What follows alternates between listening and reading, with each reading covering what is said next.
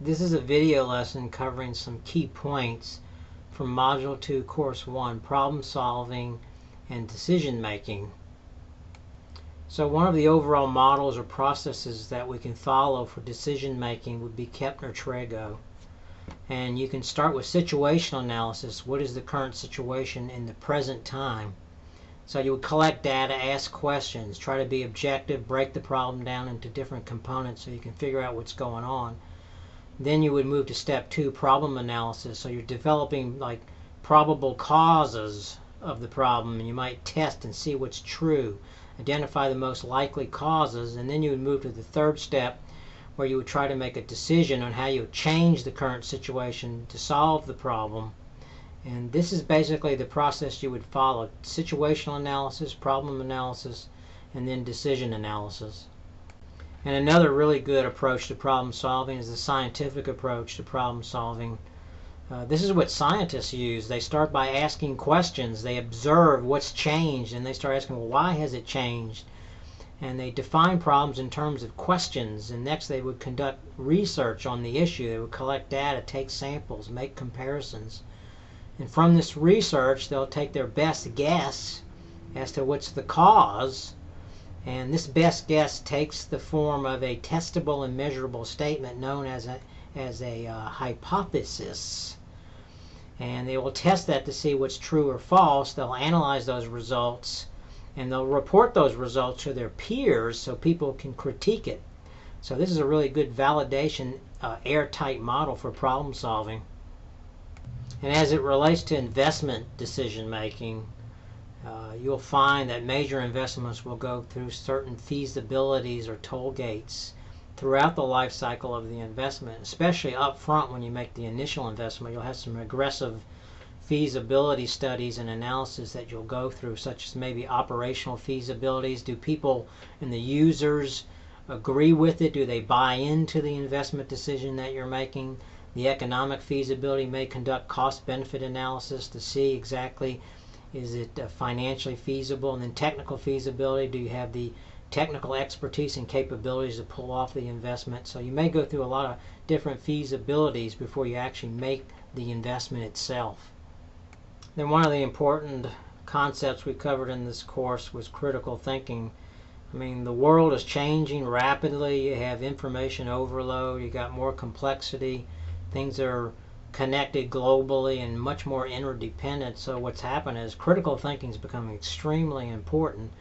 And at the heart of critical thinking is your ability to reason and work through an issue. So you're searching for what's true and false. You know how to think through a problem objectively and in a fair-minded way. Critical thinking is really quality thinking.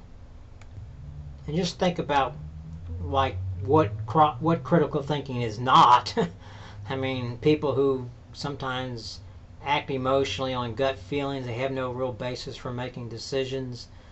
They tend to be somewhat gullible. I mean, people who are critical thinkers are very skeptical. They want proof before they just accept things. So contrast this between how people think non-critically, where they hold on to traditional viewpoints despite what the evidence shows them. And then the other half of the coin, or the other side of thinking besides critical thinking that we really need to understand, would be creative thinking. And there's a book called A Whole New Mind. It was written by Daniel Pink, and he really pointed out vividly how we as a society and people need to move towards creative type thinking, because we live in a world of abundance. And with so much abundance around us, we have to become more unique to stand out and be competitive, and that requires more and more creative thinking. And this process is not easy. It takes a lot of hard work. We gave a good example of this in the course on the Wright brothers, if you can recall that. And another way to kind of understand it is you can kind of think of creative processes extend over very long periods of time. It's like the Wright brothers, they invented the airplane initially, but it was very crude. So it emerged over a long period of time to improve and get better and better. So a lot of innovation and creative thinking takes place through hard work, a lot of testing, and it takes a lot of time sometimes to get from point A to point B. It's not a quick process necessarily. And then we can kind of bring these two together in a nice process. If you want to think of it, you might say we flow from right to left. So we need to generate a bunch of new ideas. So we need a lot of these right brain, creative thinking kind of people to kind of come into the room and do what we call divergent, generate a lot of ideas. And then once we've got all those ideas, we want to get the critical left brain kind of thinking in place so that we can get down to what is exactly the good idea or the best idea. That's kind of a nice way to look at the two and within a single process. And then if we want to get even more accurate and precise in managing thinking styles, we can actually divide it into 4 quadrants. And there's a very good measurement tool to assess this, and it's called the Herman Brain Dominance Instrument. And when you understand thinking styles, you can really zero in on how to use your people really well. For example, a very analytical person would be in quadrant A. They're very logical thinkers.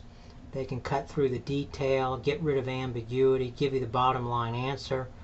A person in the B quadrant would be real good at writing procedures, following orders, prefers a lot of structure to a process. Then if you want someone with good personal skills and deals with people, then you would want to go to quadrant C. And then the quadrant D person would be a lot more imaginative, creative, holistic in their thinking. And in the final chapter of the course, we touched on some tools and techniques you could use for decision making. We touched on things like brainstorming, common to creative problem solving versus maybe root cause analysis, which is very common for problem analysis. And if you take the next course, it's Module 2, Course 2, it's devoted to analytical tools and techniques. It covers a much wider range of tools and techniques. And I would recommend taking that course as a follow-on to this course.